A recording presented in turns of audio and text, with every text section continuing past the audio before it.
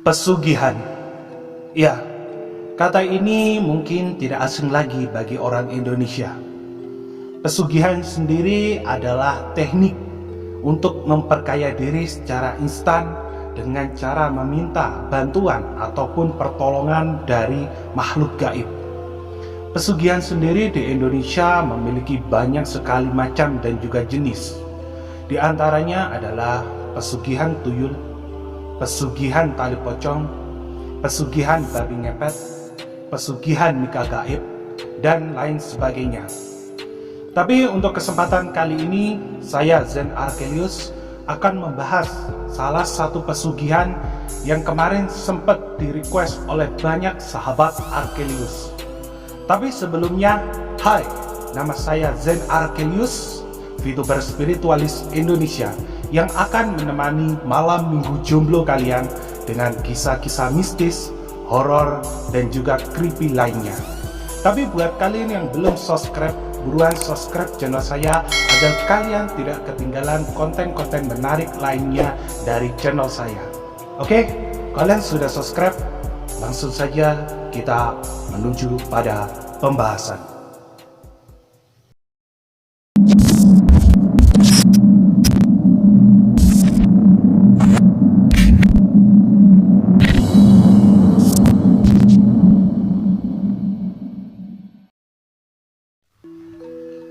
Pesugihan.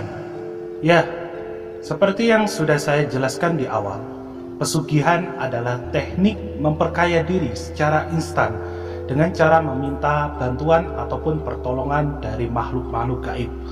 Pesugihan sendiri di Indonesia sudah ada sejak zaman dahulu kala, sejak zaman leluhur, bahkan sejak zaman nenek moyang kita.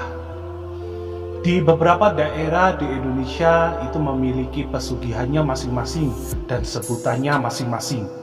Di antaranya pesugihan yang cukup terkenal di Indonesia adalah pesugihan tuyul, pesugihan babi ngepet, pesugihan tali pocong, pesugihan nikah gaib, dan lain sebagainya. Tapi untuk kesempatan kali ini, izinkan saya Zen Arkelius untuk membahas salah satu pesugihan yang kemarin sempat di-request oleh banyak sahabat Arkelius, yaitu tentang pesugihan jenglot.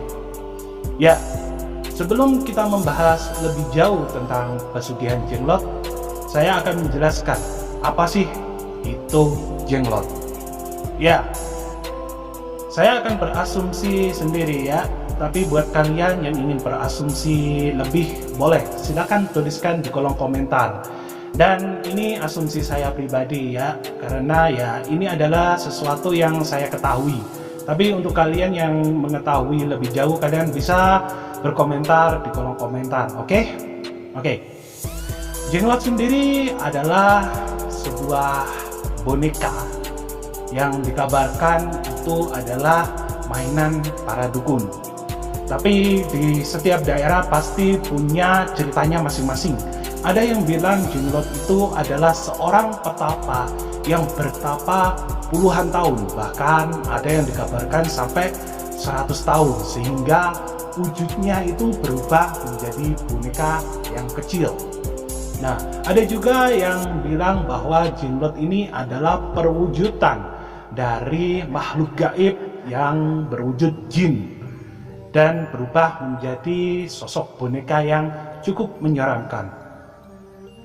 Untuk ukuran jenglot sendiri itu bervariasi, mulai dari ukuran 5 cm, 15 cm, ada juga yang sampai 25 cm.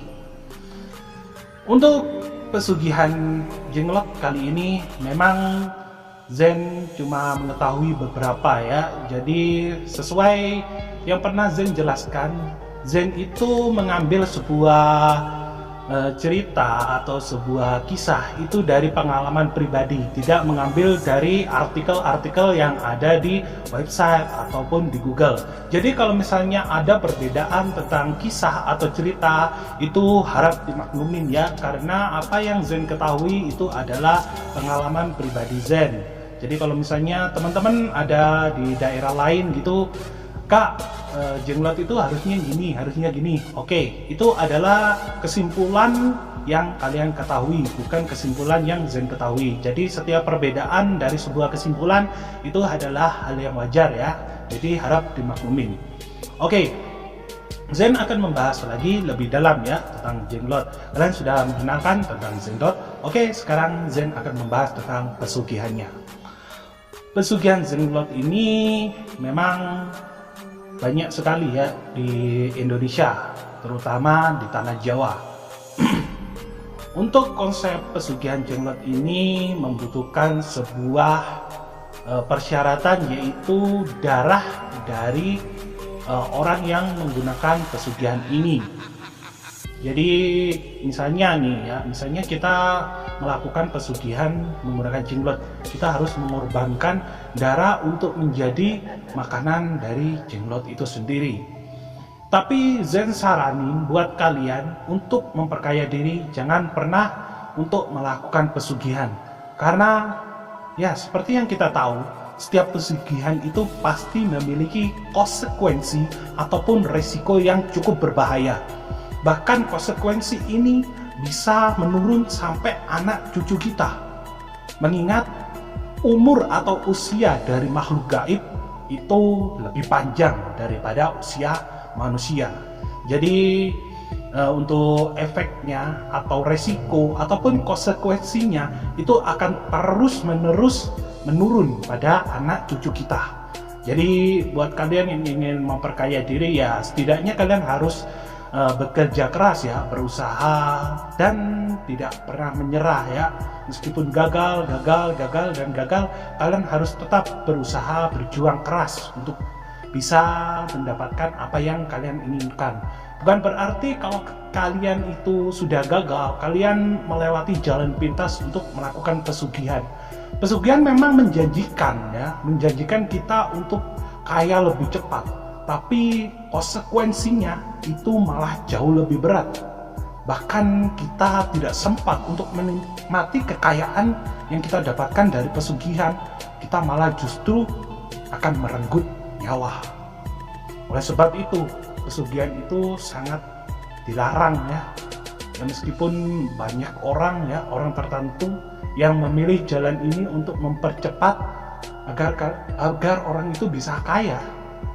Ya tapi itu menurut kalian seperti apa? Terserah kalian ya, kalian bisa berkomentar, berasumsi sendiri, itu adalah hak kalian. Oke. Sebenarnya untuk konsep melakukan Jenglot ini Zen memang tahu, tapi untuk cara atau ritualnya seperti biasa Zen nggak akan menjelaskan lebih dalam, karena ya seperti tahu ya, orang Indonesia semakin dilarang maka akan semakin penasaran. Oleh sebab itu Zen nggak akan menjelaskan tentang Jenglot ini atau pesugihan Jenglot ini sampai mendalam ke ritualnya. Tapi konsekuensinya ini sangat berat teman-teman ya. Jadi apapun yang terjadi jangan pernah untuk melakukan pesugihan apapun itu ya. Salah satunya adalah pesugihan Jenglot ini. Ya, untuk Jenglot sendiri itu masih kabar angin ya. Ada yang bilang Jenglot itu hanyalah sebuah cerita belaka. Ada juga yang mempercayai kebenaran bahwa Jenglot itu ada. Ya itu asumsi kalian sendiri ya, kalian bisa berekspektasi sendiri. Menurut kalian Jenglot itu memang benar adanya atau cuma kisah-kisah orang zaman dulu. Tapi untuk zaman sekarang Jenglot itu bisa untuk diduplikat teman-teman ya. Jadi sempat dulu ada pembahasan tentang Jenglot itu di zaman sekarang itu adalah sebuah replika dari bangkai binatang yang diawetkan. Nah, biasanya untuk replikanya ini menggunakan bangkai dari hewan seperti kelelawar, tupai, dan hewan-hewan kecil lainnya. Tapi kebanyakan untuk duplikat dari Jenglot ini itu yang hampir menyerupai sosoknya itu adalah dari bangkai kelelawar dan juga sejenisnya ya. Jadi ya Well, kalau untuk cuma aksesoris, ya cuma aksesoris penunjang apa? Ya intinya kalau cuma buat koleksi itu nggak apa-apa, tapi jangan sampai lah ya kita melakukan pesugihan seperti itu. Mengingat ya di beberapa agama pesugihan itu udah pasti dilarang. Dan mengingat lagi kalau dalam dunia spiritual pesugihan itu pasti ada resiko dan juga konsekuensinya. Tidak hanya mengorbankan diri kita sendiri, bahkan bisa mengorbankan keluarga besar kita, bahkan sampai anak cucu kita. Ya kan nggak lucu juga ya kita melakukan pesugihan, kita tidak menikmati sejauh mana kita mendapatkan hasil dari pesugihan itu, malah kita justru merenggut nyawa. Bahkan anak cucu kita malah menjadi korbannya juga. Ya mending kita lebih baik ya mandi keringat ya, mandi keringat, capek sendiri. Kalau misalnya udah capek kita rehat, itu kan bisa kita nikmati hasilnya ya, walaupun kita harus bersusah payah mencari uang, mencari nafkah, tapi ya itu adalah sebuah hal yang cukup menyenangkan ya, terutama kalau kita menikmati pekerjaan kita. Wah itu pasti luar biasa banget ya, daripada kita harus memilih pesugihan ya, terutama mengingat konsekuensinya.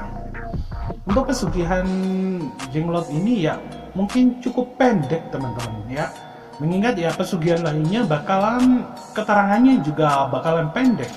Kalau misalnya Zen urai lagi ya sesuai yang Zen pernah cerita ya, Zen itu cuma membagikan kisah menurut pengalaman pribadi. Jadi ciri khasnya Zen yaitu nggak pernah mengambil sebuah cerita-cerita horor itu dari sebuah artikel. Jadi Zen itu ciri khasnya sebagai seorang VTuber spiritualis ya seperti itu.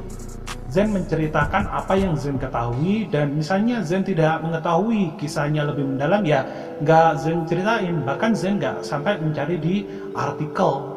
Itulah ciri khasnya Zen Archelius sebagai VTuber spiritualis. Buat teman-teman yang ingin menambahkan kisah-kisah atau cerita lebih mendalam tentang jenglot ini, kalian bisa tuliskan di kolom komentar ya. Kalian bisa berasumsi juga menambah pengetahuan Zen apabila ada sebuah hal yang kurang jelas di penyampaian Zen. Ya, mungkin bakalan cuma singkat seperti ini ya untuk penjelasan pesugihan dari jenglot ini. Dan oke, terima kasih buat teman-teman ya yang udah like, comment, share, dan juga subscribe.